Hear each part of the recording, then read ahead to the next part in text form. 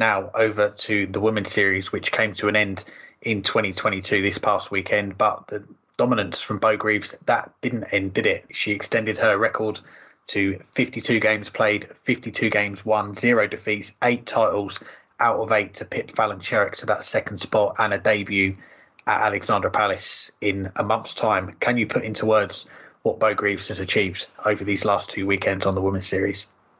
No. I can't. It's something we've never seen the like of.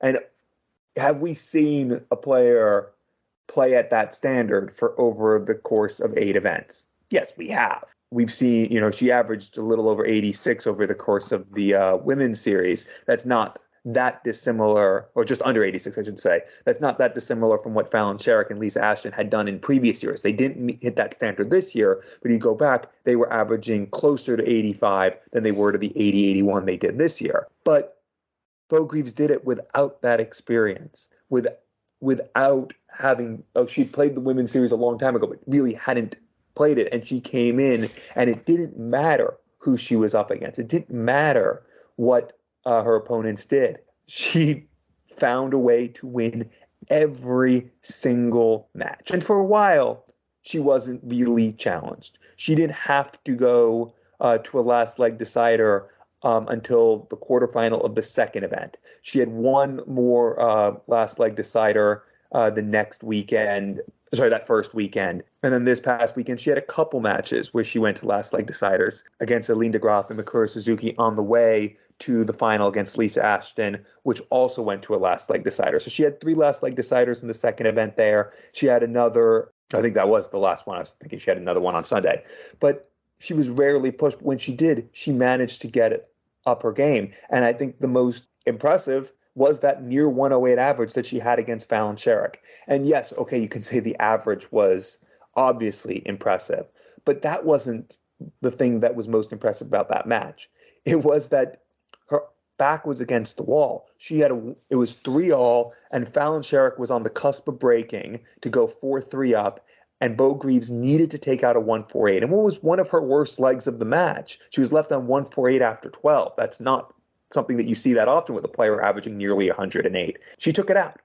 She not just took it out. Each dart was bang in the middle. The first 2 in the middle of the treble, the double in the middle of the double 14. They were, in every respect, 3 perfect darts when she had to, in the biggest match she was playing, because she was going against the person that she was trying to chase in for that world championship spot. And when she had to, she took the 148. If you were listening or watching on the stream, you heard it. We've almost never heard on the other players who were watching in the venue make noise watching the stream board, at least until that final double went in and the player was the champion.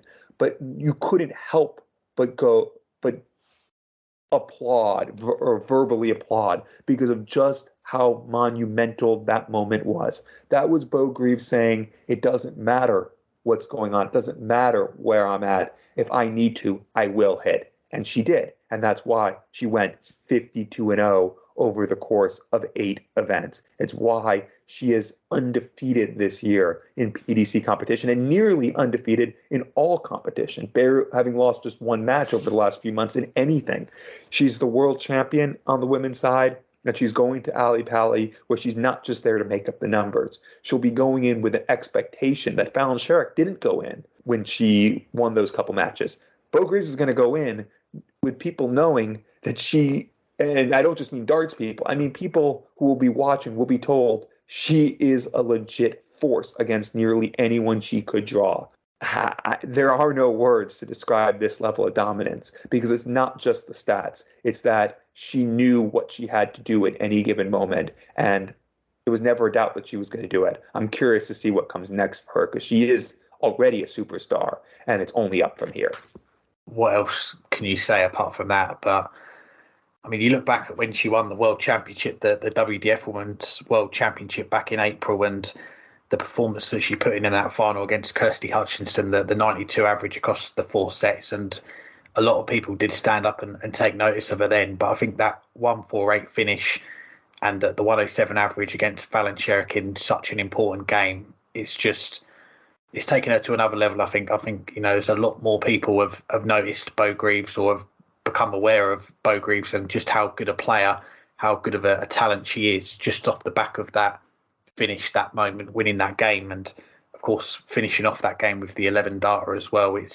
You're going to hear from Beau in a few moments, but I think the poll, we've got one of our questions of the week this week, says it all. Who is the best women's player in the world right now? We've had more than 800 votes so far, and Beau Greaves, 92.3% of the vote. It's one of the biggest percentages that we've had in one of these polls, and it's running for the rest of the week on our Twitter, so go and have your say on it. But yeah, to go 8 out of 8, 52-0, it's astonishing, and to do it the first time round in Germany was an incredible achievement on its own, but then to come back and do it again, go 8 for 8.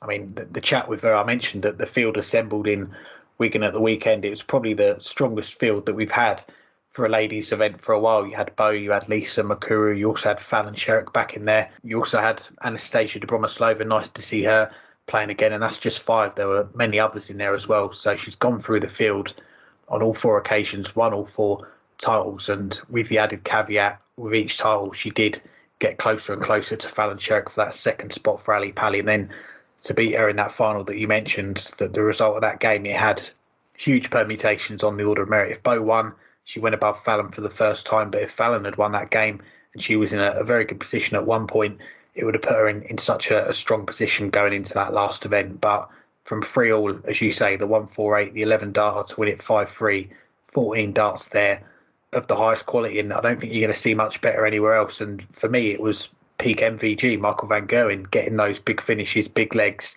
at just the right time. The timing there was incredible. And yeah, I think you've got to go on Dart Connect and look down the list of games that she's won there just to believe it, because you could be excused for not believing that she's had that level of dominance. It is so impressive, and we keep saying it as well. Her age, only 18, it's remarkable. And we've had her on the show a few times now, but I think like all the ladies players, they are down to earth about it. And for her to have the talent, the success that she's had, and you speak to her, she just sounds like your everyday teenager, so relaxed and at ease, and she's playing with a freedom which you think if she could bottle it up and sell it, I think she'd make a lot of money out of it for dart players. She's got the spot at Ali Pali. There's quite a few players, I think, on that list of international qualifiers that the Pro Tour qualifiers want to avoid in that draw, but Beau Greaves' name, I think, is going to be very high up on that list, I'm sure.